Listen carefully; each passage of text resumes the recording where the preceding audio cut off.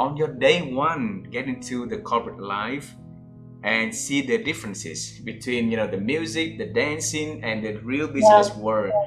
What happened to you on that day? You still remember? Oh my gosh, yes. So I had been, well, I'll take it with the first full-time job that I had because I had a few part-time jobs before that.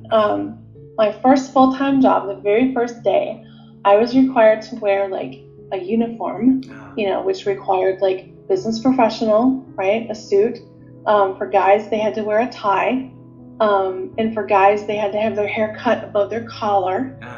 And for women, you had to wear either a dress or a skirt, and you had to wear pantyhose that had closed toes on the shoes. And I walked in there feeling like I'm in this costume that doesn't fit me well. It doesn't feel right. And all I wanted was to take that costume off, put on my regular clothes that were me, and go back to school. Because to me, in September, when I started the job, the first day on the job, to me, in my life, that was always the start of school. It was always the start of a new semester. It was always the start of a new academic year. And it was one of the hardest things for me to do was to acclimate to the fact that I wasn't going back to school, that I was actually in the workforce now. And this is what the workforce meant, that I had to dress up in a certain way that the company was telling me I had to do. And I had to walk in and I had to act in a certain way because that's what the culture of the organization was telling me.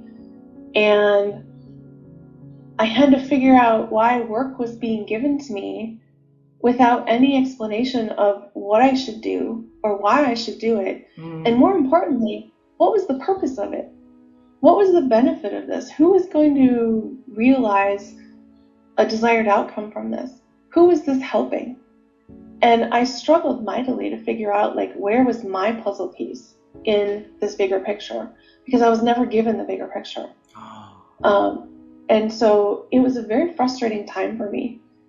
And I just remember thinking at the time, is this all there is? Because there's got to be something more than this. And what I know now that I didn't know then was that this work didn't have purpose for me. It didn't have meaning. But I didn't have those words back then. I didn't know that. And so I felt like I was in this place, not understanding why people were acting the way they were acting, not understanding why I had to show up looking like I did and try. And I knew that I was confused about things, but I also knew, I could tell from the culture that it wasn't okay to ask questions, and it wasn't okay to show that you didn't know. And it wasn't okay to show that you were confused, because you had to show you had all the answers. And so right away, I'm getting these cultural messages, and I'm thinking why is this the case? Why is it not okay to say you don't know? Well, why is it not okay to say you don't have the answers? Well, why do I have to pretend to have all the answers if I really don't? And what's the problem in asking a question about that? And so it was so confusing for me. I really struggled with it. And I got to the point with that first job where I got a migraine. I have never had a migraine in my life until that moment, and I've never had one since then.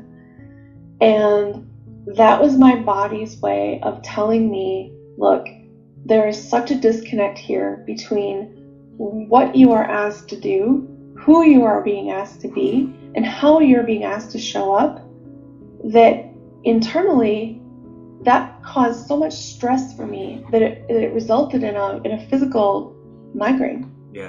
And I knew in that moment that I had to leave that type of environment because it wasn't healthy for me. It wasn't working for me. And so I did. I didn't last very long in that job. So, when I think back to that first day of working in the workforce, it's a sad day when I think about it, because I didn't know how to process what was going on. I didn't have anybody to talk with it about. And the only thing that was working well about that for me was that I got to create connection with French Canadian automotive dealership personnel, because that was the job, speaking to dealership personnel and helping them solve like why the diagnostic terminals weren't able to diagnose what was wrong with the vehicle. So, but I was doing that in French and I was doing that in Spanish. So I loved being able to connect with the people that way, you know, because I could learn about them, learn about their families, share about mine, learn about their stories, learn about their lives. You know, it was beautiful. But the way that I had to do that, you know, I was evaluated on the speed with which I would complete a phone call. Well, when you're trying to create a connection with someone and you're trying to build a relationship with someone, time isn't usually one of the factors that you're using to evaluate, you know, how well is that going? Yeah. And so how I was being measured was in direct contrast to one of my values, which was create a relationship that's meaningful and helps this person in some way, as opposed to just, oh, I'm supposed to be off the phone in 34 seconds, you know. So there were a lot of things that I learned in that first role in corporate that I learned didn't work well for me. And as I saw throughout my career, I saw that those were things that weren't working well for other people too. Yeah. But they weren't asking questions. You know, they were just saying, okay, well, if this is status quo and this is what it is, then I'll settle and I'll do this. And in my world, I kept thinking, there has to be something more. Like, there must be something more. There has to be something that is bigger than this, that contributes more to the world, that makes a difference and that matters. And so I set out to really understand what was that, and how could I help other people find that too. Beautiful.